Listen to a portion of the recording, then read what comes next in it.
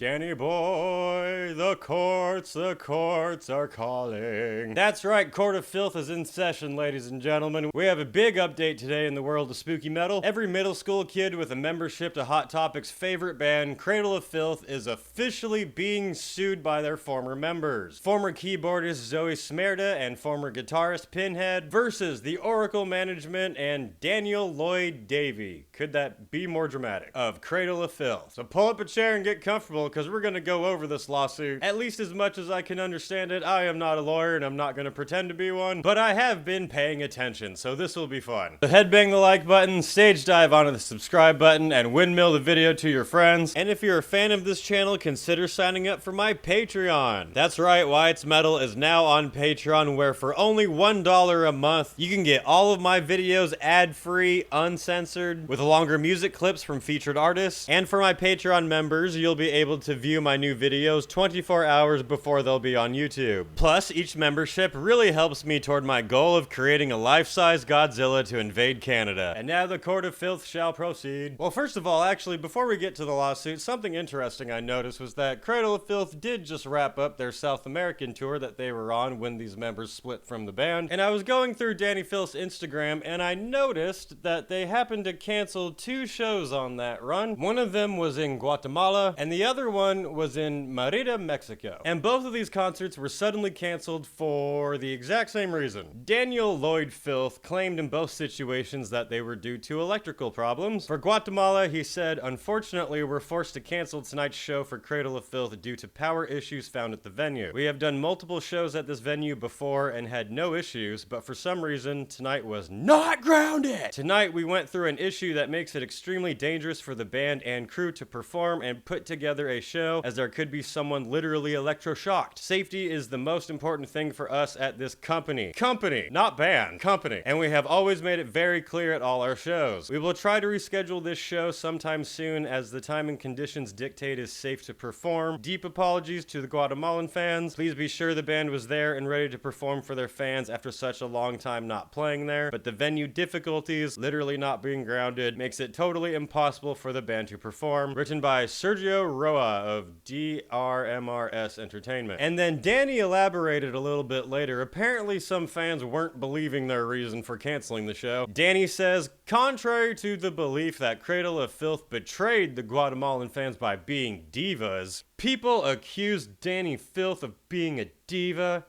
Nah. The venue electrics last night had no grounded earth. People without brains, it's simple physics. See attached info." The attached info was Grok answering stuff. But Danny said, "We had 2 members shocked quite badly during the day, and we all ran the risk of possible electrocution. The 2 bands allowed to play by the frankly careless promoter were very lucky. The fact that no one was hurt during their performances is a fucking miracle." So yeah, this first show in Guatemala that Cradle of Filth canceled because of electrical issues. The other bands apparently played with no issues.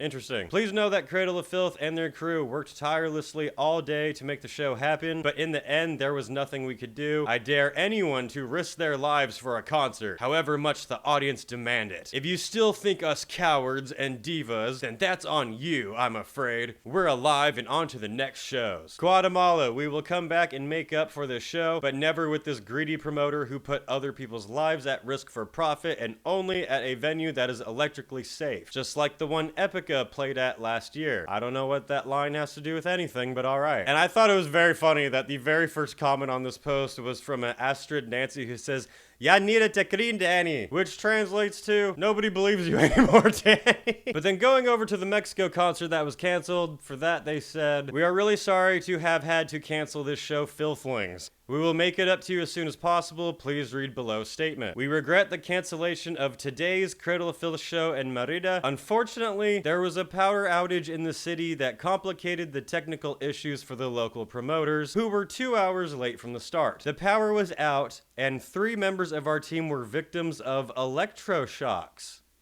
Electroshocks. So 3 of the crew members got electroshocked in Mexico, just like the 2 crew members got electroshocked in Guatemala. What are the odds of that? Also, can we reread that statement? It says, "The power was out and we were electroshocked."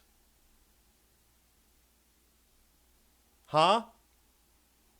How's that work? How exactly do you get electroshocked when there's no power? Anyway, they continued, the promoters didn't accept this in a professional manner and targeted members of our staff and our artists. Francisco Alberto de la Cruz Rosa of Onsite Live and his partners basically attacked Cradle of Filth in an unprofessional and cowardly manner. We condemn this incident and urge all bands in the area not to work with these unprofessional individuals. Until right now, they have picked up the phone 0 times, and we got able to help our artists by external people to the show due to the promoters kept the venue closed so no one went in or out. So if you're a Cradle of Filth right now, you're gonna have to believe that when Zoe and Ashok split from the band, it was 100% their fault. Danny had nothing to do with it, and then when they canceled the Guatemala show, it was 100% the promoter's fault. Danny had nothing to do with it. And then when they canceled the Mexico show, 100% the promoter's fault. Danny had nothing to do with it. I just find that really strange. Those are either incredible odds on the same scale of winning the lottery when you get struck by lightning, or South America has some really horrible electrical problems, I guess. But now for the moment you've all been waiting for, let's break down the lawsuit. I am not going to read the entire thing on this video. I'm going to read all the important parts, and I'll skip over all the legal jargon that doesn't really apply for this video at least, but I will put the link to the full lawsuit in the description of this video so you can read the whole thing yourself if you would like. And let me just state right now that all of this is public information. Any info in here, I am not leaking from like a secret source or anything. You can go read it yourself.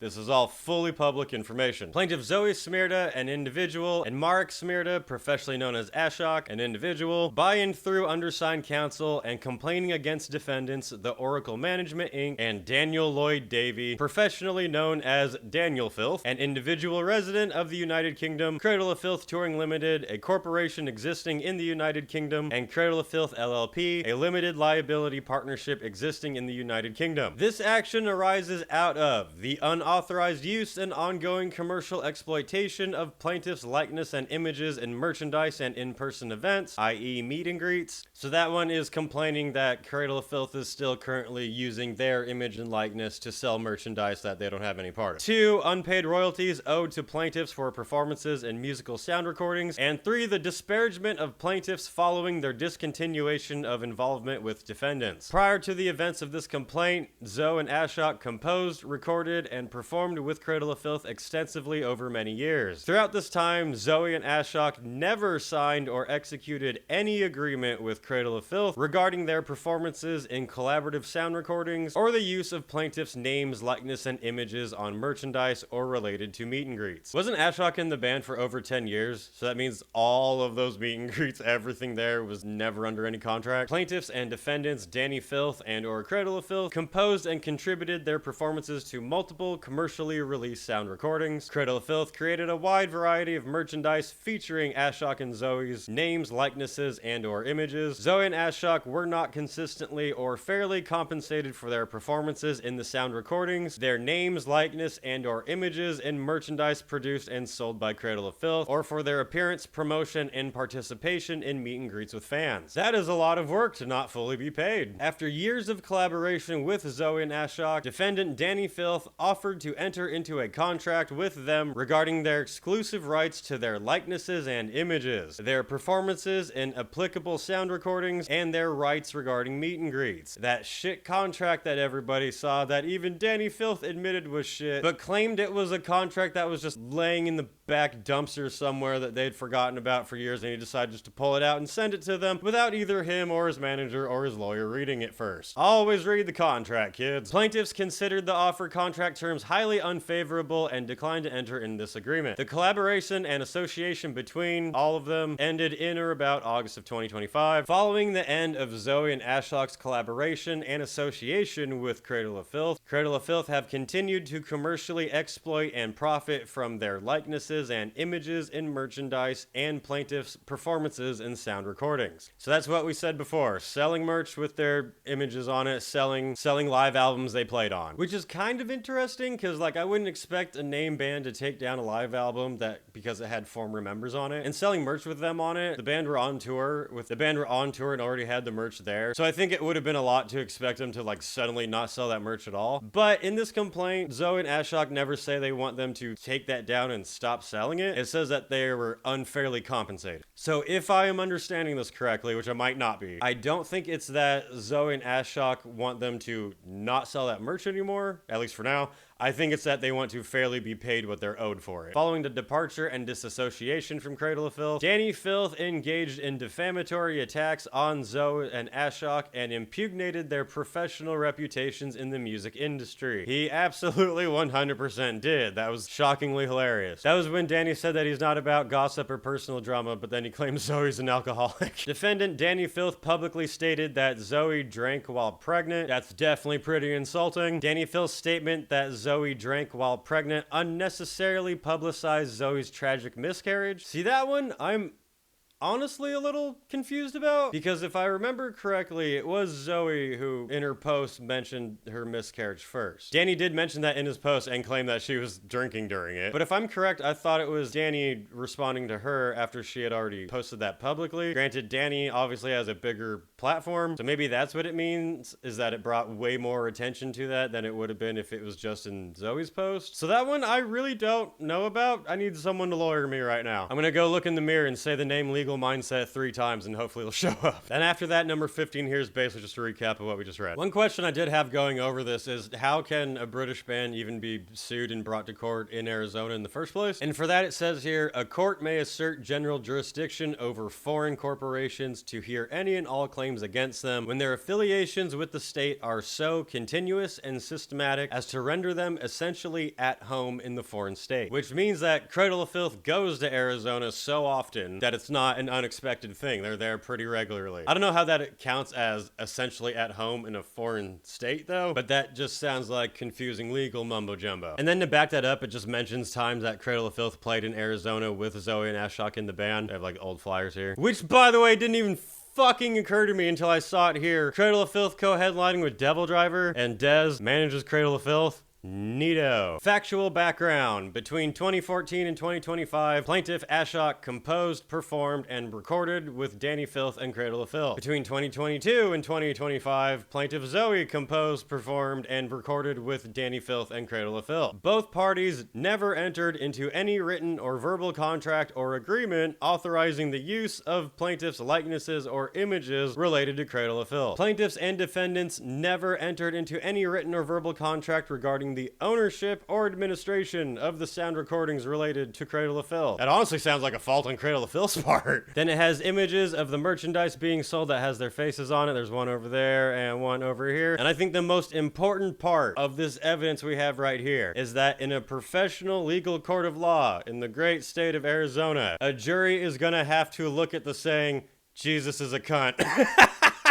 In a correspondence dated to September 10th, 2025, counsel for the defendant, Oracle, confirmed that defendant touring entity executed a licensing agreement with a third party to produce merchandise featuring the plaintiff's likeness and images. Upon information and belief, Cradle of Filth granted the rights to use Zoe and Ashok's likeness and images in the Night Shift Master Licensing Agreement without the authorization or consent of them. Basically, that t-shirt company can make these t-shirts with your face on it that we can sell, and we don't have to tell you how much we're making from it. In the same correspondence, defendant Oracle's counsel also noted that other third parties have been selling merchandise with the authorization of one or more defendants. However, defendants did not receive authorization or consent of plaintiffs in order to sell merchandise containing their likeness and images. Defendants Cradle of Filth directly profited from and continue to profit from the sale of merch online. They continue to profit from the sale of merch at performances, and they continue to profit from merch sold from third-party retailers. All the bootleggers are fine. Everyone's standing outside of venues in LA and Mexico selling bootleg Cradle of Filth shirts. Don't worry, you're good. You can keep doing it. And then it presents evidence of the merch still available online. I didn't know they had a Cradle of Filth stubby holder. It says, defendants' refusal to seek permission, provide access to accounting statements, sales records, and any licensing agreements for merchandise featuring plaintiff's likeness and images violates plaintiff's publicity rights and allows defendants to be unjustly enriched. Basically what happens is you show up to your first Cradle of Filth show all excited, and then you see in the merch booth a bunch of shirts with your face on, and you're like, that's so cool, I've made it! And then a couple weeks or months go by and you're like, where's the money for all of that merch with my face on it? It says Cradle of Filth intentionally did this to ensure no interference by Zoe or Ashok. Cradle of Filth's refusal to provide access to any accounting statements, sales records, and any licensing agreements allows Cradle of Filth to continue to profit from the merchandise without Zoe or Ashok's consent consent or authorization. Defendant's refusal to provide accounting for meet and greets. This one is fucking crazy because if you're a session musician, if you're a hired gun in a band, you're usually not doing meet and greets at all. Now imagine having to do meet and greets and being advertised as part of them and then not receiving payment from them. Defendants promoted and marketed VIP ticket sales and meet and greets using their likeness and images. At no time did Zoe or Ashok authorize, consent to, or license defendants to use their names, likenesses, or images in connection with promotion, marketing, or sale of VIP ticket packages and or meet and greets. Same as the merch. You just show up to your first Cradle of Filth show and like, by the way, we're doing a meet and greet in an hour. And you're like, what? Cradle of Filth have continually denied plaintiffs access to any agreements pertaining to meet and greets, or any accounting of the revenue earned from the meet and greets, including but not limited to the increased ticket prices for meet and greets featuring plaintiffs. When you meet Danny Filth at these meet and greets, he's like, thank you for paying for my next vacation. And then it goes over basically the same thing for the recordings. In 2021, Ashok played on Existence is Futile. In 2023, they both recorded on Trouble and Their Double Lives. In 2025, they recorded for The Screaming of the Valkyries, which I think Ashok was demanding to have all of his stuff taken off of now? Or did he say just removed from the Ed Sheeran song? I don't remember. At no time did Zoe or Ashok authorize or consent to Cradle of Filth's commercial exploitation of the recordings without providing them with royalties, accounting, or other contractual benefits to which they are entitled. Plaintiffs' performances in the recordings grant plaintiffs the rights, royalties, and accounting statements of the royalties earned from the commercial exploitation of the recordings, to which Cradle of Filth have continually denied them access. Here's a fun bit. This is basically how this entire drama got started. In June 2025, plaintiff Zoe and Ashok, defendant Danny Filth, and other individual musicians composing, recordings, and performing with defendant Cradle of Filth and Danny Filth entered into a publishing agreement with Peer Music. Defendant Oracle and Oracle representative Des Ferreira, frontman of Devil Driver, were not party to the publishing agreement and were not otherwise entitled to any royalties obtained thereunder. On or about July 10th, 2025, Des Ferreira, on behalf of Oracle, sent a group message to plaintiffs and other individuals performing with Cradle of Filth, and a group that each recipient made £4,800, and after legal commissions, each individual party to the contract made £3,400. Basically, everyone entered into a publishing agreement except for Oracle Management and Des, and then Des, out of nowhere, started claiming some of that money. Here is the evidence provided. It does show the names of the members of the band. Don't blame me, blame the American court system. So in the group text, it starts with apparently the bass player for Cradle of Filth says, putting the other stuff to the side for a moment, can you please explain what you mean by commissions on our publishing money? Des says, legal worked very hard, management worked very hard to get these monies, no one works for free, and indeed we here along with Tim worked 5-6 months, is there a problem? Cradle of Filth bass player then says, if you're saying that management is taking a cut of my publishing money, yes, there is a problem. And then that text has 2 thumbs up. Des said, what is the problem? Which someone responded with a thumbs down. Says, was I supposed to do these deals and all the work and only commission Danny? And then I'm pretty sure this is still from Des, it looks like. He continues, regarding publishing, this took months and it's now done. You can invoice Ben now. You made $4,800 and after legal and commission, you all made $3,400. Please invoice. Danny took almost $5,000 less to give you all more and cover the legal and commissions so far as he could. I'm sure you appreciate that and will thank him. Kiss the ring, bitch, is what that says. Someone take Des Ferreira and put the meme of JD Vance over and like say, please. Also, no one has invoiced for $200 from the few meet and greets we did on our own. Please do so. Publishing only goes up because of PRS and shows. I'm here to do the best for all of you and make things work, but if you persist on going down this road daily whilst on tour and while we work out raises, then Danny is willing to go home now, as in tonight. You see that? You see what that says? It says that we are on tour right now. We probably have a show today. But if you guys keep asking for this money that you are rightfully owed, Danny is ready to cancel the tour and go home right now. That's what that says. Then it says, so let's be professional. Let's have a good time on tour and allow the business side to work out these demands. So imagine right before you're about to go on stage, you find out that all of a sudden you're getting paid a lot less money than you were already getting, which wasn't as much as you should have been getting in the first place. place. And then when you bring up that concern, your manager says, if you bitch one more time, we're canceling the tour, you can go home. So after significant resistance and delay by defendant Oracle and its authorized agents, representative, or members, plaintiffs were ultimately able to obtain the unauthorized portion of the publishing royalties under the publishing agreement, despite the efforts of defendant Oracle to obtain said royalties without authorization. It says plaintiffs do not know whether defendants have received a share of any publishing royalties plaintiff is entitled to throughout plaintiff's association with defendants. Upon information and belief, defendants have refused and continue to refuse to provide plaintiffs with information on whether defendants have obtained publishing royalties. And now we're gonna cut to the defamation. This is really long, goddamn. On or about August 29th, after plaintiff's discontinuation of association with Cradle of Filth, Danny Filth, through an official Cradle of Filth social media account, publicly posted a message on social media about discontinuing association with them. I'm gonna shorten that up. On or about August 29th, Danny Filth made his official statement where he totally defamed them. That in the post, Danny Filth stated that Zoe and Ashok engaged in physical and verbal abuse with zero evidence. In the post, defendant Danny Filth stated that Zoe and Ashok were engaged in heated exchanges, including a pattern of abuse that strained the entire team with no evidence whatsoever. In the post, Danny Filth directly stated and or implied that Zoe consumed alcohol while pregnant, asking fictitiously if Zoe was pregnant, why was she drinking at all? Because he claimed in his post that she was drinking heavily and was a raging alcoholic. Even though I still have not seen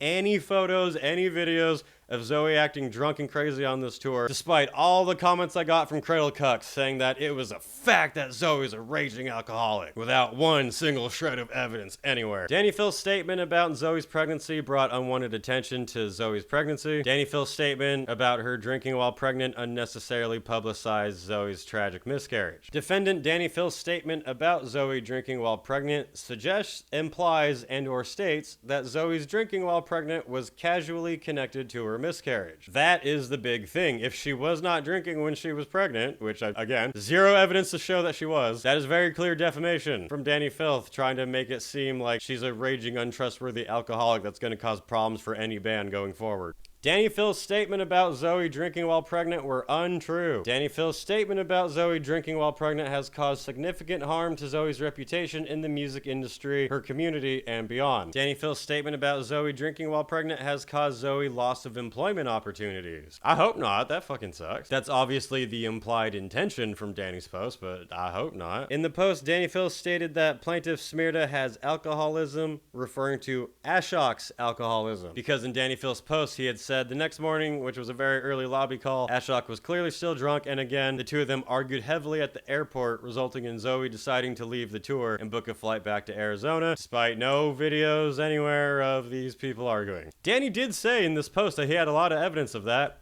Haven't seen any of it, but apparently he has it.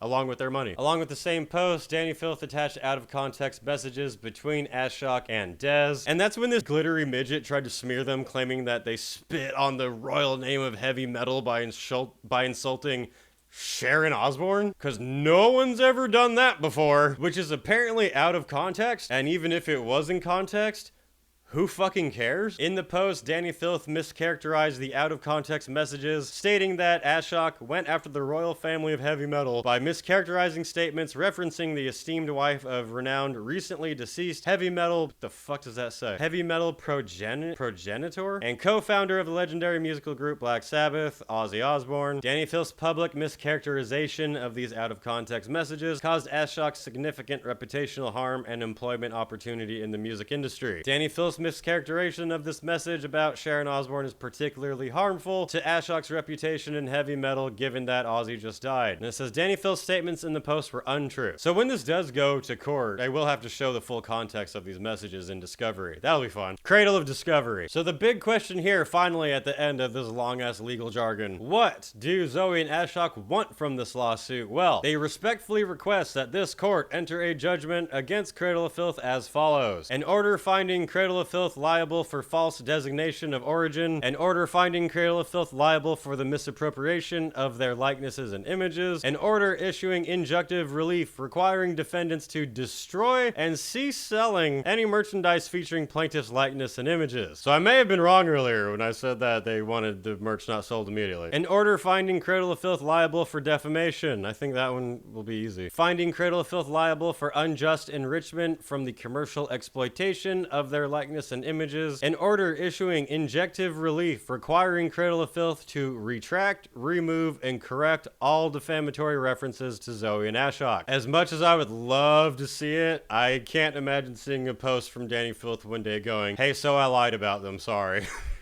An award for damages in excess of the minimum jurisdictional limits of this court, and according to proof, including damages for reputational harm, emotional distress, loss of income, business opportunities, and any other consequential damages. You need to pay up. An award for punitive damages in an amount sufficient to deter Cradle of Filth from engaging in similar conduct in the future. I like that one. That's a real cool one to add on here. That basically says Cradle of Filth has gotten away for decades of ripping off former band members, so maybe if they have to pay a whole lot of money publicly, they won't do that shit again. An award of attorney's fees and costs as permitted by law. That one's pretty basic. An award for attorney's fees and costs. An award for prejudgment interest. Basically, pay up everything, you motherfuckers. So that is all of the meat and potatoes of the Court of Filth lawsuit that has been filed. And once again, I am both stupid and not a lawyer, so if I got anything wrong breaking this down, anyone with better legal knowledge or either of the parties are welcome to comment on it. Anyway, that is the Court of Filth situation. Please let me know what you think in the comments below. Court is adjourned. Bring in the dancing lobsters. For more from me, check out my band Dark Insanity. You can find our debut EP, Rabid Psychosis, available now on all streaming platforms. And October 16th, we are playing with Carnivore AD at the Whiskey A Go-Go in Hollywood. Hit up me or the band for tickets. We've got Wyatt's Metal and Dark Insanity merch available now in my shop. We've also got hoodies, hats, buttons, stickers. We even have Dark Insanity weed bags. Link is in the description of this video. Anyway, that's it for now, and I'll see you in the next video.